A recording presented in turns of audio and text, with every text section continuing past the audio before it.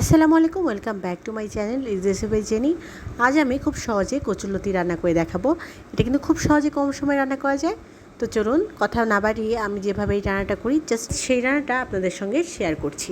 আমি এখানে কচুরলতিটাকে কেটে ভালো করে ধুয়ে একটু পানিতে ভাপ দিয়ে নেব।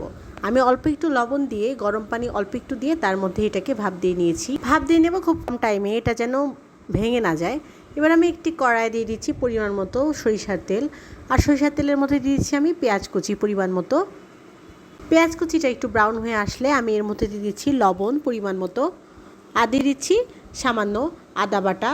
আদা বাটা দিয়ে দিচ্ছি 1 টেবিল চামচ পরিমাণের, আর রসুন বাটা দিয়ে দিচ্ছি 1 চা চামচ পরিমাণের। এবার ওইগুলোকে খুব ভালো করে একটু কষিয়ে নেব, আর যেন ধরে না যায় এই জন্য আমি এর মধ্যে দিচ্ছি একটু পানি দিয়ে দিলাম একটু।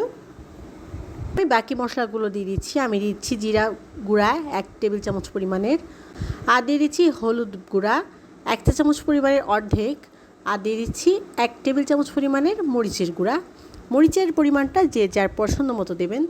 এবার আমি এই মশলাগুলো দিয়ে খুব ভালো করে আবার একটু কষিয়ে নেব, আর একটুখানি পানি ইউজ করব যেন মশলাটা ধরে না যায়। খুব ভালো করে এটি কষিয়ে নেব। কষিয়ে নেওয়া হয়ে গেলে আমি এর মধ্যে দিয়েছি মাছ, ছোট ছোট টুকরো করে রাখা মাছ দিয়ে দিচ্ছি। আর মাছ যদি আপনাদের কাছে চিংড়ি মাছ অ্যাভেলেবেল থাকে সেক্ষেত্রে চিংড়ি মাছও দিতে পারেন। আমি এখানে মাছ ইউজ করেছি। এবার আমি খুব ভালো করে মাছটাকে এই মশলার সঙ্গে কষিয়ে নিচ্ছি। মাছটা একটু সময় নিয়ে কষিয়ে নেওয়ার পর আমি এর মধ্যে আগে থেকে ভাপ দিয়ে রাখা কচুরলতি দিয়ে দিচ্ছি। আর কচুরলতি কিন্তু ভাপ দেওয়ার সময় অবশ্যই খেয়াল রাখতে হবে যেন বেশি গলে না যায়। এবার কচুরলতিটা খুব ভালো করে মাছের সঙ্গে মিক্স করে দিচ্ছি, আর এটাকেও কিছুক্ষণ আমি কষিয়ে নেব পানি না দিয়ে।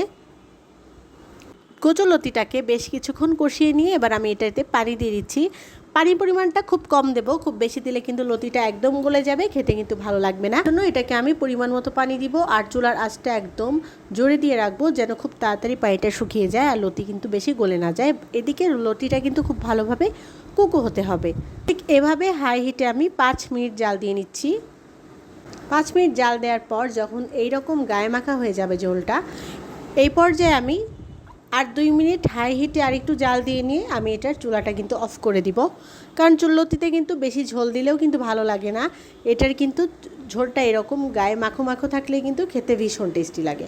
অনেকে কিন্তু চাইলে এটাকে ড্রাই করেও ফেলতে পারে, কিন্তু আমার কাছে একটু জুসিনেসটাই ভালো লাগে। তো এই পর্যায়ে আমি চুলাটা অফ করে দিচ্ছি। এই তো হয়ে গেছে। গরম ভাতের সাথে লেবু দিয়ে এটাকে সার্ভ করলে কিন্তু দারুণ স্বাদ লাগবে।